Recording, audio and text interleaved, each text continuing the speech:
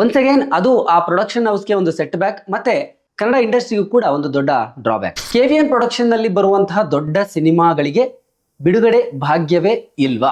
10 ವರ್ಷಗಳಿಂದೀಚೆಗೆ ಕನ್ನಡದಲ್ಲಿ ಅತಿ ದೊಡ್ಡ ಮಟ್ಟದಲ್ಲಿ ಸುದ್ದಿ ಮಾಡಿದ ಸಂಸ್ಥೆ ಯಾವುದು ಅಂತ ಕೇಳಿದ್ರೆ ನಾವು ಹೇಳೋದು ಹೊಂಬಾಳೆ ಪ್ರೊಡಕ್ಷನ್ಸ್. KVN ಪ್ರೊಡಕ್ಷನ್ ನಲ್ಲಿ ಬರ್ತಾ ಇರುವಂತಹ ಯಾವೊಂದು ದೊಡ್ಡ ಸಿನಿಮಾಗಳು ಕೂಡ ಇಲ್ಲಿಯವರೆಗೂ ಬಿಡುಗಡೆ ಆಗಿಲ್ಲ. ಜನನಾಯಕನ್ ಇದೇ 2026 ಜನವರಿ 9ನೇ ತಾರೀಕು ತೆರೆ ಕಾಣಬೇಕಾಗಿತ್ತು. ಸರಿಯಾಗಿ ಇನ್ನ 15 ದಿನಗಳು ಬಾಕಿ ಇರುವಂತಹ ಸಂದರ್ಭದಲ್ಲಿ ಈಗ ಕೇಡಿಗೂ ಕೂಡ ಸಂಕಷ್ಟ. ಇದು ವಿಪರ್ಯಾಸವೋ, KVN ಪ್ರೊಡಕ್ಷನ್ಗೆ ಅದೃಷ್ಟ ಕೈ ಕೊಟ್ಟಿದೆಯೋ?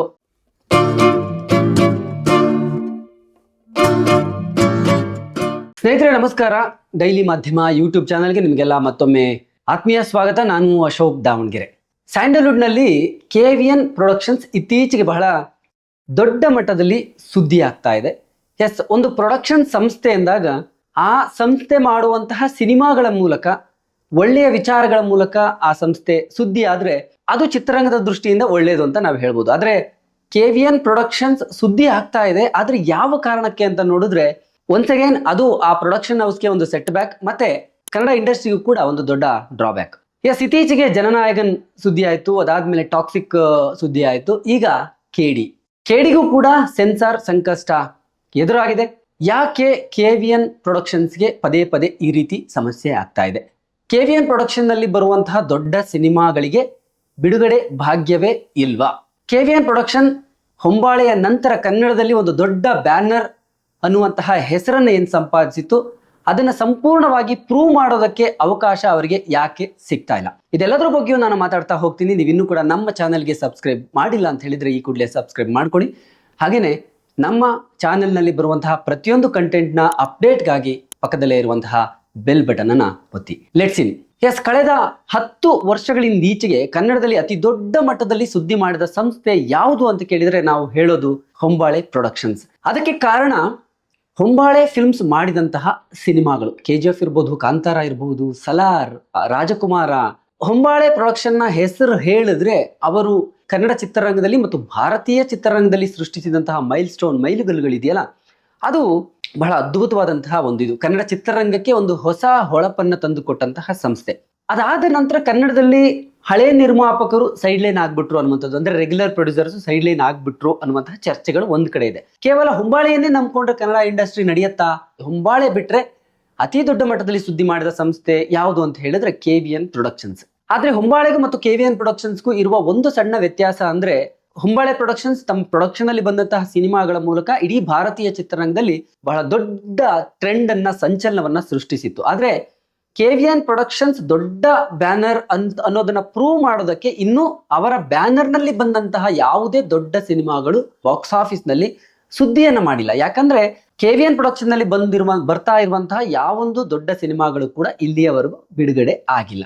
ಕೇವಲ ಡಿಸ್ಟ್ರಿಬ್ಯೂಷನ್ ನಲ್ಲಿ KVN ಪ್ರೊಡಕ್ಷನ್ಸ್ ಹೆಸರು ಮಾಡಿದೆ. ಅದನ್ನ ಹೊರತುಪಡಿಸಿದ್ರೆ ಅವರ ಬ್ಯಾನರ್ನ ಪ್ಯಾನ್ ಇಂಡಿಯಾ ಅನ್ನುವಂತಹ ಹೆಸರಿನಲ್ಲಿ ನಿರ್ಮಾಣ ಆದಂತಹ ಯಾವ ಸಿನಿಮಾಗಳು ಕೂಡ ಬಿಡುಗಡೆಯಾಗಿಲ್ಲ. KVN ಪ್ರೊಡಕ್ಷನ್ಸ್ ನಲ್ಲಿ ಅನೌನ್ಸ್ ಆದಂತಹ 4 ದೊಡ್ಡ ಸಿನಿಮಾಗಳು ಅಂತ ಹೇಳಿದ್ರೆ, ಒಂದು ವಿಜಯ್ ಅಭಿನಯದ ಜನನಾಯಕನ್, ಎರಡನೇದು ರಾಕಿಂಗ್ ಸ್ಟಾರ್ ಯಶ್ ಅಭಿನಯದ ಟಾಕ್ಸಿಕ್, ಮೂರನೇದು ಧ್ರುವ ಸರ್ಜಾ ಅಭಿನಯದ ಕೇಡಿ ಮತ್ತು 4ನೇದು ಪ್ರೇಮ್ ಮತ್ತು ಚಾಲೆಂಜಿಂಗ್ ಸ್ಟಾರ್ ದರ್ಶನ್ ಕಾಂಬಿನೇಷನ್ ನಲ್ಲಿ ಬರಬೇಕಾಗಿದ್ದಂತಹ ಹೊಸ ಸಿನಿಮಾ. ಈ 4 ಸಿನಿಮಾಗಳ ಪರಿಸ್ಥಿತಿ ಹೇಗಿದೆ ಅಂದ್ರೆ ನೋಡಿ, 4 ಸಿನಿಮಾಗಳಲ್ಲಿ ಒಂದು ಸಿನಿಮಾ ಕೂಡ ರಿಲೀಸ್ ಆಗಿಲ್ಲ. ಜನನಾಯಕನ್ಗೆ ಸೆನ್ಸಾರ್ ಸಂಕಷ್ಟ ಎದುರಾಗುತ್ತೆ. ಅದಾದ ನಂತರ ಈಗ ಕೇಡಿಗೂ ಕೂಡ ಸೆನ್ಸಾರ್ ಸಂಕಷ್ಟ ತಲೆದೋರಿದೆ. ಜನನಾಯಕನಿಂದ ಬರ್ತೀನಿ. ಜನನಾಯಕನ್ ಇದೇ 2026 ಜನವರಿ 9ನೇ ತಾರೀಕು ತೆರೆ ಕಾಣಬೇಕಾಗಿತ್ತು. ಇನ್ನೇನು ಸಿನಿಮಾ ರಿಲೀಸ್ ಆಗುತ್ತೆ ಅನ್ನುವಷ್ಟರಲ್ಲಿ ಸಿನಿಮಾಗೆ ಸೆನ್ಸಾರ್ ಟ್ರಬಲ್ ಶುರುವಾಯಿತು. ಸೆನ್ಸಾರ್ ಸರ್ಟಿಫಿಕೇಟ್ ಈ ಸಿನಿಮಾಗೆ ಸಿಗ್ಲಿಲ್ಲ. ಕೊನೆಗೆ CBFC ಅಂದ್ರೆ ಸೆಂಟ್ರಲ್ ಬೋರ್ಡ್, ಸೆನ್ಸಾರ್ ಬೋರ್ಡ್ ಏನಿದೆ ಅದು ಈ ಸಿನಿಮಾಗೆ ಸೆನ್ಸಾರ್ ಅನ್ನ ಕೊಡ್ಲಿಲ್ಲ. ಅದು ಕೋರ್ಟ್ ನ ಮೂಲಕ ಬಹಳಷ್ಟು ಚರ್ಚೆಗಳಾಯ್ತು, ಕೋರ್ಟ್ಗೆ ಹೋಯ್ತು, CBFCಗೆ ಬಂತು, CBFC ಇಂದ ಈಗ ರಿವೈಸಿಂಗ್ ಕಮಿಟಿಗೆ ಹೋಗುತ್ತೆ ಅನ್ನುವಂಥದ್ದು ಏನೇನೋ ಚರ್ಚೆಗಳಾಯ್ತು. ಆದ್ರೂ ಕೂಡ ಇಲ್ಲಿಯವರೆಗೂ ಏಪ್ರಿಲ್ ತಿಂಗಳು ಬಂದ್ರೂ ಕೂಡ ಜನನಾಯಕನ್ಗೆ ರಿಲೀಸ್ ಭಾಗ್ಯ ಸಿಕ್ಕಿಲ್ಲ. ಸೆನ್ಸಾರ್ ಸರ್ಟಿಫಿಕೇಟ್ ಕೂಡ ಕ್ಲಿಯರ್ ಆಗಿಲ್ಲ. ಈ ಮಧ್ಯದಲ್ಲೇ ಕಳೆದ 3-4 ದಿನಗಳಿಂದ ಬಹಳ ದೊಡ್ಡ ಮಟ್ಟದಲ್ಲಿ ಸೆನ್ಸೇಷನ್ ಆಗಿದ್ದು ಜನನಾಯಕನ್ ಲೀಕ್ ಆಯ್ತು ಅನ್ನುವಂಥದ್ದು. ಇದಕ್ಕೆ ಇಡೀ ಸೌತ್ ಇಂಡಸ್ಟ್ರಿ ಸಾಕಷ್ಟು ಆಕ್ರೋಶವನ್ನ ಹೊರಹಾಕ್ತು. ಅದೇನೇ ಆದ್ರೂ ಕೂಡ ಜನನಾಯಕನ್ಗೆ ಸದ್ಯಕ್ಕೆ ಬಿಡುಗಡೆ ಭಾಗ್ಯ ಇಲ್ಲ. ಯಾಕಂದ್ರೆ ಈ ವಿಜಯ್ ಆಲ್ರೆಡಿ ಚುನಾವಣೆಗೆ ಸ್ಪರ್ಧಿಸ್ತಾ ಇದ್ದಾರೆ. ಅವರೇ ಚುನಾವಣೆ ಇನ್ನೇನು ಕೆಲವೇ ದಿನಗಳು ಬಾಕಿ ಇರೋದ್ರಿಂದ ಸದ್ಯಕ್ಕಂತೂ ಸಿನಿಮಾ ಬಿಡುಗಡೆ ಇಲ್ಲ. ಈ ಮಧ್ಯದಲ್ಲಿ ಜನನಾಯಕನ್ ಪೋಸ್ಟ್ಪೋನ್ ಆಯ್ತು. ಅಟ್ಲೀಸ್ಟ್ ಅವರ ಬ್ಯಾನರ್ ನ ಮತ್ತೊಂದು ದೊಡ್ಡ ಸಿನಿಮಾ ಟಾಕ್ಸಿಕ್ ಬರುತ್ತೆ ಅಂತ ಎಲ್ಲರೂ ಕೂಡ ಕಾಯ್ತಾ ಇದ್ರು. ಅದರಲ್ಲೂ ಕನ್ನಡಿಗರು ಹೆಮ್ಮೆ ಪಡುವಂತಹ ವಿಚಾರ, KGF ಆದ್ಮೇಲೆ ಯಶ್ ಅವರ ಅತಿ ದೊಡ್ಡ ಸಿನಿಮಾ, ಪ್ಯಾನ್ ವರ್ಲ್ಡ್ ಸಿನಿಮಾ ಅನ್ನುವಂತಹ ಒಂದು ಚರ್ಚೆ ಏನಿತ್ತು, ಆ ಸಿನಿಮಾಗಾಗಿ ಎಲ್ಲರೂ ಕಾಯ್ತಾ ಇದ್ರು. ಮಾರ್ಚ್ 19ನೇ ತಾರೀಕು ಟಾಕ್ಸಿಕ್ ತೆರೆಗೆ ಬರಬೇಕಾಗಿತ್ತು. ಇನ್ನೇನು ರಿಲೀಸ್ ಆಗುತ್ತೆ ಅನ್ನುವಷ್ಟರ ಹೊತ್ತಿಗೆ ಆ ಸಿನಿಮಾ ಕೂಡ ಬೇರೆ ಬೇರೆ ಕಾರಣಗಳಿಗೆ, ಟೆಕ್ನಿಕಲ್ ಇಶ್ಯೂಸ್ಗೆ ಪೋಸ್ಟ್ಪೋನ್ ಆಯಿತು. ಈ ಎರಡೂ ಸಿನಿಮಾಗಳ ಮಧ್ಯದಲ್ಲೇ KD ಬಂತು. KD ಸಿನಿಮಾನ ದಿಢೀರ್ನೆ ಅನೌನ್ಸ್ ಮಾಡಿದ್ರು ಅನ್ನೋದ್ರ ಬಗ್ಗೆ ಚರ್ಚೆ ಶುರುವಾಯಿತು. ಏಪ್ರಿಲ್ 30ನೇ ತಾರೀಕು ಸಿನಿಮಾ ಬರುತ್ತೆ ಅನ್ನುವಂಥದ್ದು. ಆದ್ರೆ ಜನನಾಯಕನ್ ಬರಲಿಲ್ಲ, ಟಾಕ್ಸಿಕ್ ಬರಲಿಲ್ಲ. ಈ ಕಾರಣಕ್ಕಾಗಿಯೇ KDಯನ್ನ ಅನೌನ್ಸ್ ಮಾಡಿದ್ರ ಅಂತ ಅದಕ್ಕೆ ಪ್ರೊಡಕ್ಷನ್ ಹೌಸ್ ಅದರದ್ದೇ ಆದಂತಹ ಒಂದು ಕಾರಣವನ್ನು ಕೊಡ್ತು. ಇದು ಮೊದಲೇ ಡೇಟ್ ಫಿಕ್ಸ್ ಆಗಿತ್ತು. ಅವೆರಡು ಸಿನಿಮಾಗಳು ಪೋಸ್ಟ್ಪೋನ್ ಆಗಿದ್ರಿಂದಾಗಿ ಈ ಸಿನಿಮಾನ ನಾವು ರಿಲೀಸ್ ಮಾಡ್ತಾ ಇಲ್ಲ. ಫೈನಲಿ ಅಟ್ಲೀಸ್ಟ್ ಏಪ್ರಿಲ್ 30ಕ್ಕೆ KD ಸಿನಿಮಾ ಆದ್ರೂ ಬರುತ್ತೆ KVN ಪ್ರೊಡಕ್ಷನ್ಸ್ದು ಅಂತ ಅನ್ಕೊಳ್ತಾ ಇರುವಾಗ, ಸರಿಯಾಗಿ ಇನ್ನ 15 ದಿನಗಳು ಬಾಕಿ ಇರುವಂತಹ ಸಂದರ್ಭದಲ್ಲಿ ಈಗ KDಗೂ ಕೂಡ ಸಂಕಷ್ಟ, KDಗೂ ಕೂಡ ತಲೆನೋವು ಶುರುವಾಗಿದೆ. ಏನಪ್ಪಾ ಅದು ಅಂದ್ರೆ, ಜನನಾಯಕನ್ಗೆ ಆದಂತಹ ಪರಿಸ್ಥಿತಿಯೇ KDಗೂ ಕೂಡ ಈಗ ಬಂದಿದೆ. ಪ್ರತಿ ಸ್ಟೇಟ್ಗೂ ಒಂದು ಪ್ರಾದೇಶಿಕ ಸೆನ್ಸಾರ್ ಬೋರ್ಡ್ ಏನಿರುತ್ತೆ. ಸೊ ಕರ್ನಾಟಕಕ್ಕೂ ಕನ್ನಡ ಸಿನಿಮಾವನ್ನ ನೋಡುವಂತಹ ಒಂದು ಸೆನ್ಸಾರ್ ಬೋರ್ಡ್ ಇದೆ. ಆ ಸೆನ್ಸಾರ್ ಬೋರ್ಡ್ ಸಿನಿಮಾವನ್ನ ನೋಡಿತ್ತು. ತುಂಬಾ ಬ್ಲಡ್ ಶೇಡ್ ಇದೆ ಸಿನಿಮಾದಲ್ಲಿ, ರಕ್ತಪಾತ ಇದೆ. ಹಾಗಾಗಿ ಈ ಸಿನಿಮಾಗೆ ಎ ಸರ್ಟಿಫಿಕೇಟ್ ಕೊಡ್ತೀವಿ ಮತ್ತು ಹಾಡಿನ ವಿವಾದ ಏನಾಗಿತ್ತು ಅದರ ಲಿರಿಕ್ಸ್ ಅನ್ನ ಬದಲಾವಣೆ ಮಾಡ್ಕೊಳ್ಳಿ, ಎ ಸರ್ಟಿಫಿಕೇಟ್ ಅನ್ನ ಕೊಡ್ತೀವಿ ಅನ್ನುವಂಥದ್ದು. ಎಸ್ ಅಫ್ಕೋರ್ಸ್ ಬ್ಲಡ್ ಶೇಡ್ ಇದ್ದಾಗ ಎ ಸರ್ಟಿಫಿಕೇಟ್ ಬಂದೇ ಬರುತ್ತೆ. ಅದಕ್ಕೆ ಚಿತ್ರತಂಡಕ್ಕೂ ಕೂಡ ಒಪ್ಪಿಗೆ ಇತ್ತು. ಆದ್ರೆ ದಿಢೀರನೆ ಈಗ ಮುಂಬೈನಲ್ಲಿರುವಂತಹ CBFC ಸೆನ್ಸಾರ್ ಬೋರ್ಡ್ ಏನಿದೆ ಅಲ್ಲಿಗೆ ಈ ಸಿನಿಮಾನ ಕಳಿಸಲಾಗಿದೆ ಅನ್ನುವಂಥದ್ದು. ಅಲ್ಲಿಂದ ಈ ಸಿನಿಮಾ ಈಗ ರಿವೈಸಿಂಗ್ ಕಮಿಟಿಗೆ ಹೋಗಿದೆ ಅನ್ನುವಂತಹ ಸುದ್ದಿ. ಇದು ಬರೀ KVN ಪ್ರೊಡಕ್ಷನ್ಸ್ಗೆ ಅಷ್ಟೇ ಅಲ್ಲ, ಇಡೀ ಸ್ಯಾಂಡಲ್ವುಡ್ಗೆ ಒಂದು ಶಾಕಿಂಗ್ ನ್ಯೂಸ್. KVNಗೆ ಯಾಕೆ ಈಗ ಆಗ್ತಾ ಇದೆ? KVNಗೆ ಅದೃಷ್ಟದ ಬಲವೇ ಇಲ್ವಾ ಅನ್ನುವಂತಹ ಪ್ರಶ್ನೆ ಇದರಿಂದ ಮೂಡ್ತಾ ಇದೆ. ಯಾವ ಸಿನಿಮಾ ರಿಲೀಸ್ ಆಗ್ತಿದೆ ಅನ್ನುವಷ್ಟರ ಹೊತ್ತಿಗೆ ಎಲ್ಲಾ ಸಿನಿಮಾಗಳಿಗೂ ಒಂದಲ್ಲ ಒಂದು ರೀತಿ ಸಮಸ್ಯೆ ತಲೆದೋರ್ತಾ ಇದೆ. ವಿಶೇಷವಾಗಿ ಸೆನ್ಸಾರ್ ಬೋರ್ಡ್ ನಿಂದ ಸಮಸ್ಯೆ ಎರಡು ಸಿನಿಮಾಗೆ, KVN ಪ್ರೊಡಕ್ಷನ್ ನ 2 ಸಿನಿಮಾಗೆ ಆಗಿದೆ. ಒಂದು ಜನನಾಯಕನ್, ಅದಾದ ಮೇಲೆ KD. ಅಟ್ಲೀಸ್ಟ್ KVN ಪ್ರೊಡಕ್ಷನ್ ನ ಒಂದು ಸಿನಿಮಾ KD ಆದ್ರೂ ತೆರೆಗೆ ಬರುತ್ತೆ ಅಂತ ಕಾಯ್ತಾ ಇದ್ರು. 2-3 ವಾರಗಳ ಹಿಂದೆ ಸರಸು ಅನ್ನುವಂತಹ ಹಾಡು ಬಂದಾಗ ಬಹಳ ದೊಡ್ಡ ಮಟ್ಟದ ಕಾಂಟ್ರವರ್ಸಿ ಕ್ರಿಯೇಟ್ ಆಯ್ತು. ಅದರ ಲಿರಿಕ್ಸ್ ಅನ್ನ ಬದಲಾಯಿಸಬೇಕು ಅನ್ನುವಂಥದ್ದು. ಅದಾದ ನಂತರ ಓಕೆ, ಅದು ಬಗೆಹರಿತು. ಸಿನಿಮಾ ಇನ್ನೇನು ರಿಲೀಸ್ ಆಗ್ತಾ ಇದೆ. ಪ್ರಚಾರಕ್ಕೆ ಚಿತ್ರತಂಡ ಚಾಲನೆ ಆಲ್ರೆಡಿ ಕೊಡ್ತಾ ಇದೆ. ಒಂದೊಂದೇ ಕಂಟೆಂಟ್ ಗಳನ್ನ ಬಿಡೋದಕ್ಕೆ ಶುರು ಮಾಡ್ತು. ಇತ್ತೀಚೆಗೆ 3 ದಿನಗಳ ಹಿಂದೆ ಒಂದು ಹಾಡನ್ನು ಕೂಡ ರಿಲೀಸ್ ಮಾಡಿದ್ರು. ಈ ಹೊತ್ತಿನಲ್ಲೇ ಜನನಾಯಕನ್ಗೆ ಬಂದಂತಹ ಸಂಕಷ್ಟವೇ ಈಗ KDಗೂ ಕೂಡ ಬಂದಿದೆ. ಇದು ವಿಪರ್ಯಾಸವೋ, KVN ಪ್ರೊಡಕ್ಷನ್ಗೆ ಅದೃಷ್ಟ ಕೈ ಕೊಟ್ಟಿದೆಯೋ ಗೊತ್ತಿಲ್ಲ. ನೋಡಿ, KVN ಪ್ರೊಡಕ್ಷನ್ ಬಹಳ ದೊಡ್ಡ ಸಂಸ್ಥೆ ಅಂತ ನಾವು ಮಾತಾಡ್ತಾ ಇದೀವಿ. ಆದ್ರೆ KVN ಪ್ರೊಡಕ್ಷನ್ ನ ದೊಡ್ಡ ಸಿನಿಮಾ ಅಂತ ಹೇಳಿಸ್ಕೊಂಡಿರುವಂತ ಯಾವ ಸಿನಿಮಾ ಕೂಡ ಇಲ್ಲಿಯವರೆಗೂ ತೆರೆಗೆ ಬಂದಿಲ್ಲ. KVN ಪ್ರೊಡಕ್ಷನ್ 2020-21ರಲ್ಲಿ ಪ್ರೊಡಕ್ಷನ್ಗೆ ಕಾಲಿಡುತ್ತೆ, ಕನ್ನಡ ಸಿನಿಮಾ ಇಂಡಸ್ಟ್ರಿಗೆ ಕಾಲಿಡುತ್ತೆ. ಸಖತ್ ಅನ್ನುವಂತಹ ಸಿನಿಮಾವನ್ನ ಪ್ರೊಡ್ಯೂಸ್ ಮಾಡ್ತಾರೆ. ಅದಾದ ನಂತರ ಬೈ ಟು ಲವ್ ಅನ್ನುವಂತಹ ಒಂದು ಸಿನಿಮಾವನ್ನು ಪ್ರೊಡ್ಯೂಸ್ ಮಾಡ್ತಾರೆ. 2 ಸಿನಿಮಾಗಳು ಕೂಡ ತುಂಬಾ ದೊಡ್ಡ ಸಿನಿಮಾಗಳೇನಲ್ಲ.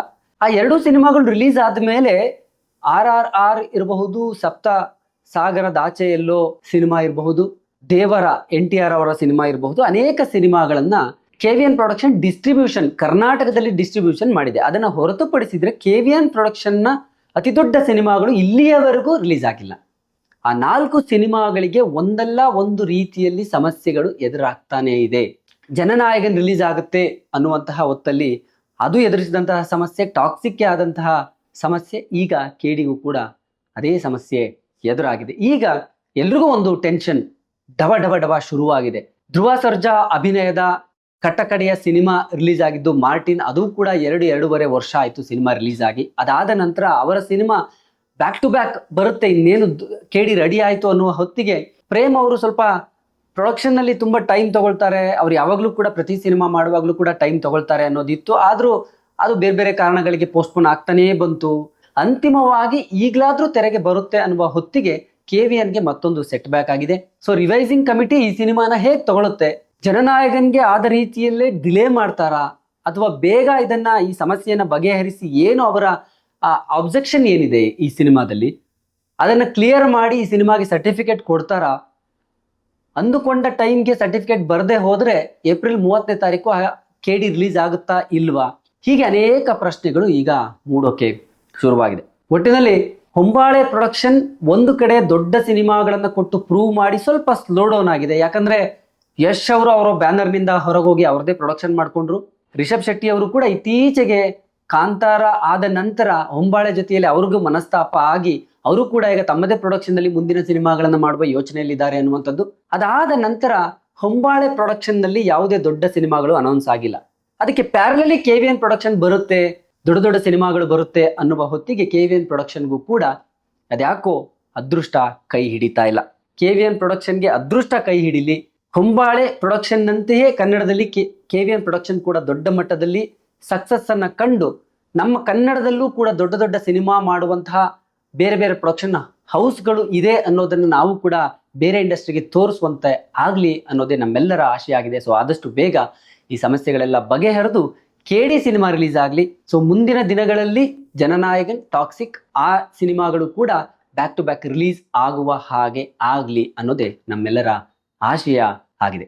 ಇದು ನಮ್ಮ ಇವತ್ತಿನ ಕಂಟೆಂಟ್ ಆಗಿತ್ತು. ನಿಮಗೆ ಈ ಕಂಟೆಂಟ್ ಇಷ್ಟ ಆಗಿದ್ರೆ ನಿಮಗೆ ಏನು ಅನ್ನಿಸ್ತು ಈ ಕಂಟೆಂಟ್ ಬಗ್ಗೆ, ಮತ್ತು KVN ಪ್ರೊಡಕ್ಷನ್ಸ್ ಬಗ್ಗೆ ನಿಮ್ಮ ಅಭಿಪ್ರಾಯ ಏನಿದೆ ಅದನ್ನು ಕಾಮೆಂಟ್ ಮಾಡಿ ತಿಳಿಸಿ ಅಂತ ಹೇಳ್ತಾ ಈ ವಿಡಿಯೋವನ್ನು ಮುಗಿಸ್ತಾ ಇದ್ದೀನಿ.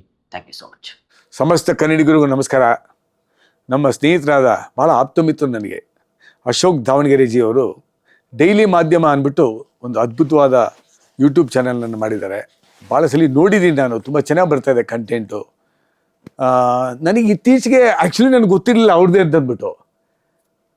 ಇವಾಗ UI ಪಿಕ್ಚರ್ಗೆ ಸರ್ ಒಂದು ಇಂಟರ್ವ್ಯೂ ಬೇಕು ಅಂದಾಗ ಇವಾಗ ಗೊತ್ತಾಯಿತು, ಡೈಲಿ ಮಾಧ್ಯಮ ನಮ್ಮ ಅಶೋಕ್ ಜಿ ಅವ್ರದ್ದೇ ಅಂತ ಅಂದ್ಬಿಟ್ಟು. ಎಲ್ಲ ಕನ್ನಡಿಗರು ಸಬ್ಸ್ಕ್ರೈಬ್ ಮಾಡಿ. ಭಾಳ ಅದ್ಭುತವಾದ ಬರವಣಿಗೆ ಇರ್ತದೆ. ಅವರು ಪತ್ರಿಕಾ ಮಾಧ್ಯಮದಲ್ಲಿ ಇದ್ದಾಗಿದ್ದ ನನಗೆ ಪರಿಚಯ ಅವರು ಅಶೋಕ್ ಜಿ. ಸೊ ಅದ್ಭುತವಾಗಿರೋ ಕಂಟೆಂಟ್ ಕೊಡ್ತಾರೆ. ಸಬ್ಸ್ಕ್ರೈಬ್ ಮಾಡಿ ಈ ಚಾನಲನ್ನು, ನಮ್ಮ ಡೈಲಿ ಮಾಧ್ಯಮದ ಯೂಟ್ಯೂಬ್ ಚಾನಲನ್ನು ಬೆಳೆಸಿ ನಿಮ್ಮದೇ ಆದ ಕನ್ನಡಿಗರು. Thank you so much. ನಮಸ್ಕಾರ.